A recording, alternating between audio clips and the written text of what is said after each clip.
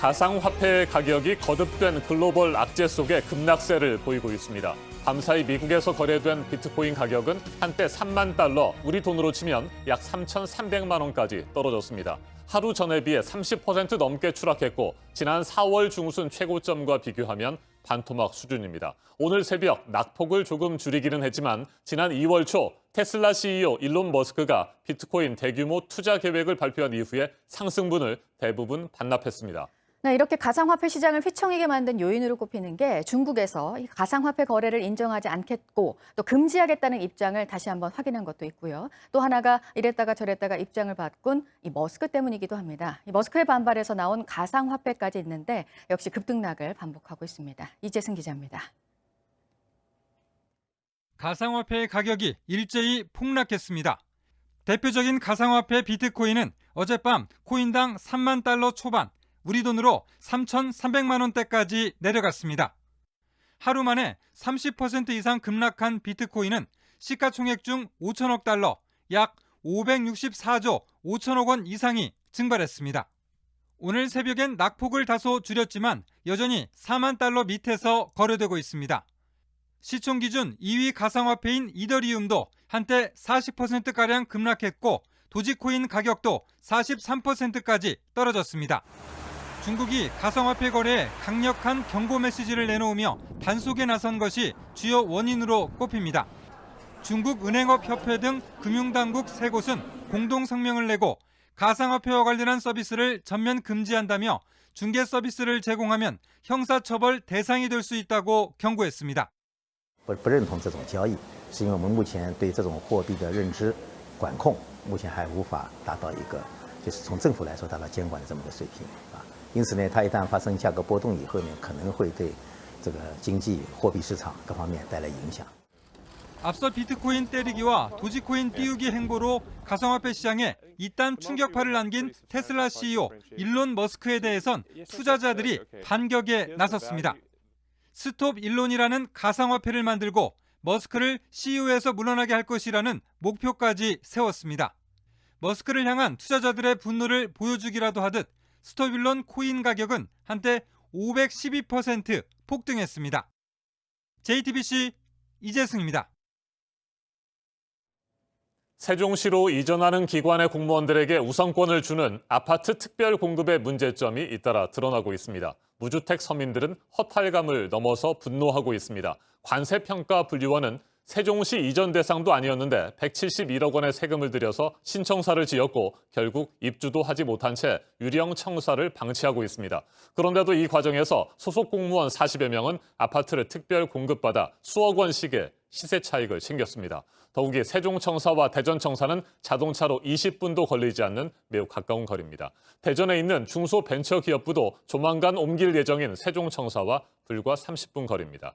충분히 출퇴근할 수 있는데 두 기관의 직원들은 세종시 아파트를 특별 공급받는 자격을 얻었습니다. 정아람 기자가 취재했습니다.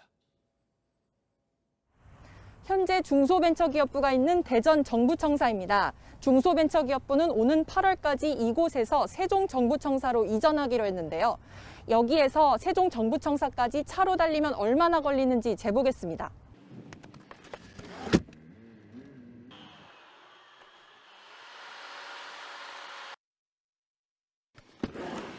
33분이 걸렸습니다.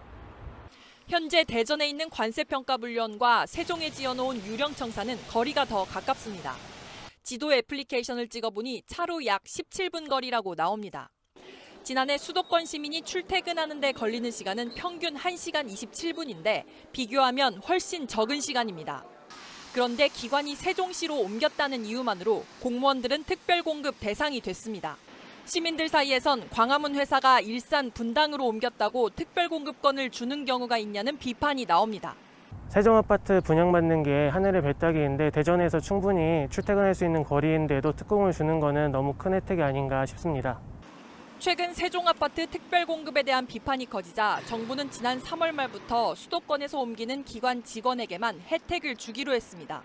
하지만 중소벤처기업부는 예외입니다.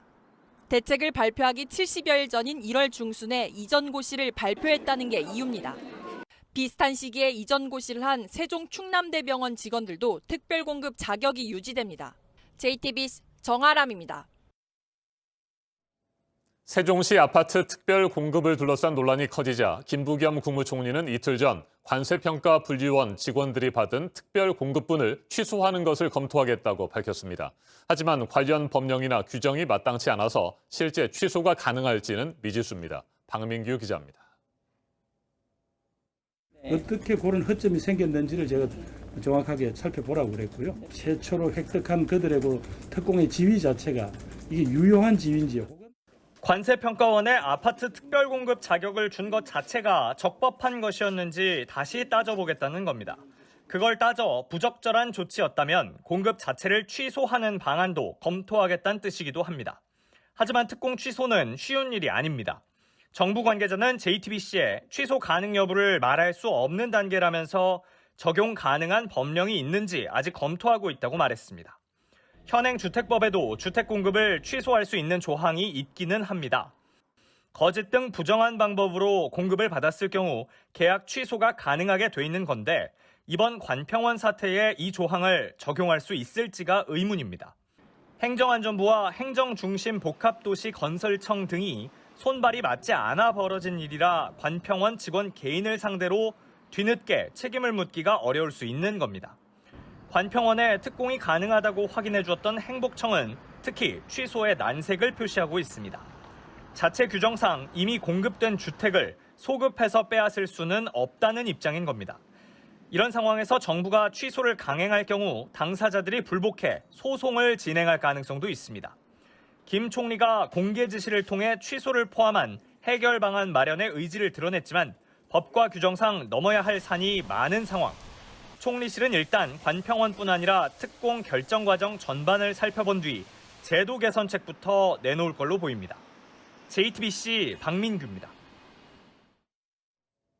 더불어민주당이 오늘 재산세 감면 상한선을 기존 6억 원에서 9억 원으로 올리는 방안을 확정할 예정입니다. 재산세 부담을 덜어주기 위한 조치입니다. 반면 다주택자 양도소득세 중과 정책은 손대지 않고 당초 예정대로 1년 유예 기간이 오는 31일에 끝나면 6월 1일부터 시행할 방침입니다. 이 같은 상황에서 대출 규제나 종합부동산세 완화와 관련해서는 민주당 안에서 혼선이 계속되고 있습니다. 국민의힘 윤희숙 의원은 아파트 불로소득이 사회에 환원되도록 해야 한다는 입장을 밝힌 김부겸 국무총리를 강하게 비판했습니다. 문상혁 기자가 보도합니다. 민주당 부동산 특위는 오늘 재산세 감면 상한선을 올리는 방안을 정할 예정입니다.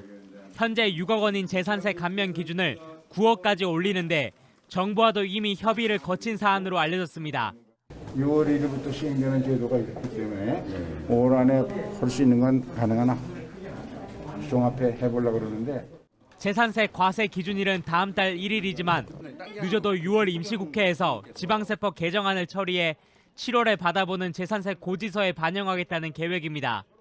다만 송영길 대표가 내놓은 다른 부동산 완화 정책들은 아직 당내 의견이 모아지지 않고 있습니다.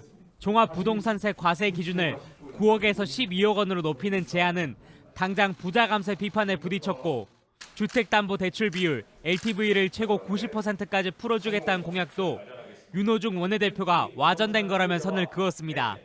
때문에 부동산 정책 조정이 이뤄져도 미세한 수준에 그칠 거란 관측이 나옵니다. 김부겸 총리가 오른 집값은 불로소득이라며 일부를 사회에 돌려줘야 한다는 말은 야당의 비판을 받았습니다. 국민의힘 윤희숙 의원은 소득과 자산을 구별하지 못한다며 임대소득자가 아니면 집값이 올랐다고 해서 불로소득이 발생하는 건 아니다고 지적했습니다. JTBC 문상혁입니다. 오늘 0시 기준 국내 코로나19 신규 확진자 수는 이틀 연속 600명대 중후반에 이를 것으로 보입니다. 어젯밤 9시까지 605명이 새롭게 확진 판정을 받았습니다. 확산세가 좀처럼 꺾이지 않음에 따라 정부는 내일 현행 거리 두기와 5명 이상 사적 모임 금지 조치 등을 다시 한번 3주 동안 연장하는 방침을 발표할 예정입니다. 한편 전남 순천에서는 가족 7명 가운데 6명이 코로나19에 감염됐는데 백신을 접종한 단 1명만 걸리지 않은 것으로 확인됐습니다. 역시 지금 상황에서는 백신 접종의 속도를 높이는 것이 무엇보다 중요합니다. 임소라 기자입니다. 전남 순천에서 3대가 함께 사는 가족 6명이 코로나19에 감염됐습니다. 그런데 70대 어르신 1명만 걸리지 않았습니다. 최근에 화이자 백신 1, 2차 접종을 마쳤기 때문입니다. 백신 접종이 어르신을 지켜낸 겁니다. 340여 명이 드나드는 경기도 한 요양병원에서는 12명만 확진 판정을 받았습니다. 12명 모두 백신 접종을 받지 않은 입소자 종사자들이었습니다. 충북 괴산군의 한 교회에서도 예배에 참석한 23명 가운데 단 1명을 빼고 모두 확진 판정을 받았습니다. 감염되지 않은 1명은 아스트라제네카를 접종한 상태였습니다. 법당이나 교회, 성당 등에서 종교 활동을 하시는 것도 훨씬 안심하고 하실 수 있습니다. 명절이나 휴일에 자녀 손주들을 만나는 것도 이제 걱정을 덜고 방역당국은 백신 접종 전에는 10만 명 가운데 90명 넘게 코로나19에 감염될 수 있다고 밝혔습니다. 하지만 1회 접종을 마치면 14일만 지나더라도 8명으로 감염자가 크게 줄어든다고 설명했습니다. 특히 백신을 맞으면 치명률이 크게 떨어진다며 우리도 고령층 접종이 끝나는 7월이 되면 코로나19로 숨지는 사람은 거의 없을 것이라고 강조했습니다. JTBC 임소라입니다. 한미 정상회담을 위해 어제 출국한 문재인 대통령이 우리 시간으로 오늘 새벽 워싱턴에 도착했습니다. 바이든 대통령과의 첫 회담은 토요일 새벽에 열릴 예정입니다. 백신 협력을 강화하는 방안과 한반도 비핵화를 위한 구체적인 해법 등이 논의될 것으로 보입니다. 워싱턴에서 임종주 특파원이 보도합니다. 문재인 대통령이 워싱턴 DC 인근 앤드루스 공군기지에 안착했습니다. 환영 인사와 반갑게 인사를 나누고 3박 5일간의 공식 실무 방문 일정에 들어갔습니다. 조 바이든 대통령과의 첫 정상회담은 한국 시간으로 토요일 새벽에 열립니다. 회담 직후엔 공동 기자회견이 예정돼 있습니다. 시급한 현안은 백신 협력 관계 구축입니다. 정부 관계자는 미국과 2달 전쯤부터 논의해왔다면서 백신 협력을 위한 다양한 구상이 테이블 위에 올라가 있다고 말했습니다. 다만 실제 어느 정도 수확을 얻을 수 있을지는 양국 정상이 만나봐야 안다고 말을 아꼈습니다. 또 다른 정부 관계자는 바이든 대통령이 최근 해외에 지원하겠다고 밝힌 2천만 회분은 인도와 다른 개발도상국에 대한 지원분으로 이해하고 있다고 설명했습니다. 다만 남는 백신을 다른 나라와 나눈다는 것 자체가 한미 간 협의에 긍정적 영향을 줄 것이라고 전망했습니다. 그러면서 지원이 이루어지면 백신 스와프 형식이 유력하다고도 했습니다. 양국이 상황에 따라 백신이 필요할 때마다 서로 주고받는 방식입니다. 한국을 백신 대량 생산 기지로 구축하는 방안도 주된 의제입니다. 미국의 관심 사안인 반도체와 배터리 등 신산업 분야에 대한 협력 논의가 백신 분야에도 긍정적 요인으로 작용할 수 있습니다. 양국 정상은 최근 마무리된 미국의 새 대북 정책도 공유하고 북미 대화 재개를 위한 현실적이고 실용적인 방안을 논의할 것으로 보입니다. 문 대통령은 낸시 펠로시 하원 의장을 비롯한 의회 지도부와 카멀라 해리스 부통령, 윌튼 그레고리 추기위원과도 잇따라 만납니다. 정상회담 후엔 애틀랜타로 이동해 SK이노베이션 현지 배터리 공장을 방문하고 23일 저녁 귀국합니다. 워싱턴에서 JTBC 임종주입니다. 네, 내년 3월 대선을 앞두고 움직임이 빨라지고 있는 여야 정치권 소식 이번에는 보겠습니다. 먼저 야권의 대선 주자인 윤석열 전 검찰총장은 얼마 전 반도체 관련 연구소를 찾았는데 전 세계적으로 반도체 수급난이 이어지는 상황에서 현장을 찾아서 이 분야 정책 조언을 들은 것으로 전해졌습니다. 윤 전 총장을 지지하는 전문가 모임은 내일 출범해서 토론회를 갖는데 일단 윤 전 총장은 거리를 두고 있습니다. 전다빈 기자입니다.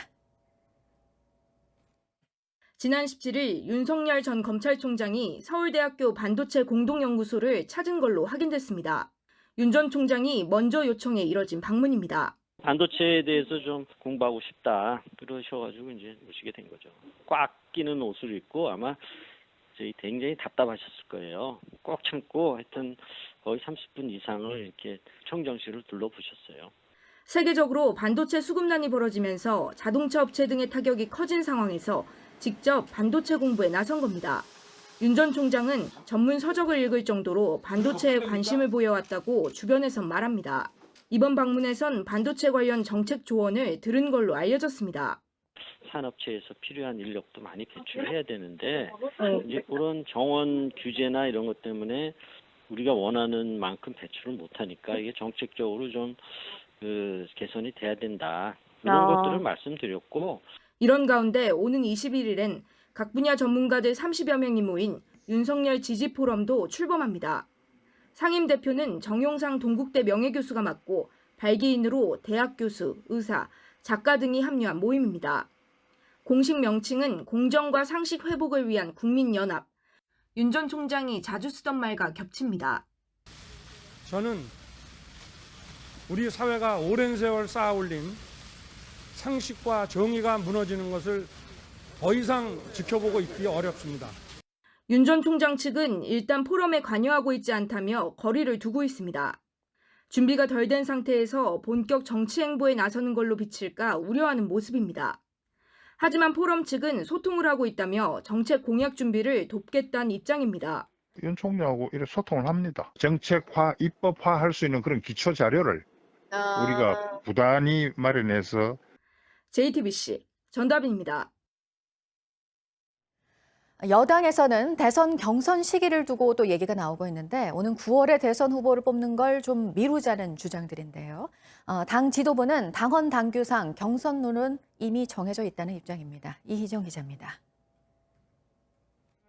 민주당 지도부는 경선 연기론에 대해서 연일 원칙만 강조하고 있습니다. 우리 당헌 당규상 경선 룰이 이미 정해져 있습니다. 당헌 당규에는 당 대선 후보를 180일 전에 뽑게 돼 있습니다. 이대로라면 6월 말 후보 등록을 받은 뒤 9월 초엔 경선을 치러야 합니다. 하지만 여론조사에서 선두인 이재명 경기지사 측과 그 뒤를 쫓는 이낙연 전 대표, 정세균 전 총리 측의 입장이 달라 이대로 실행될지는 불투명합니다. 당헌 당규에 중요한 사유가 있으면 후보 등록 시기를 바꿀 수 있다는 예외 조항이 있는 것도 변수입니다.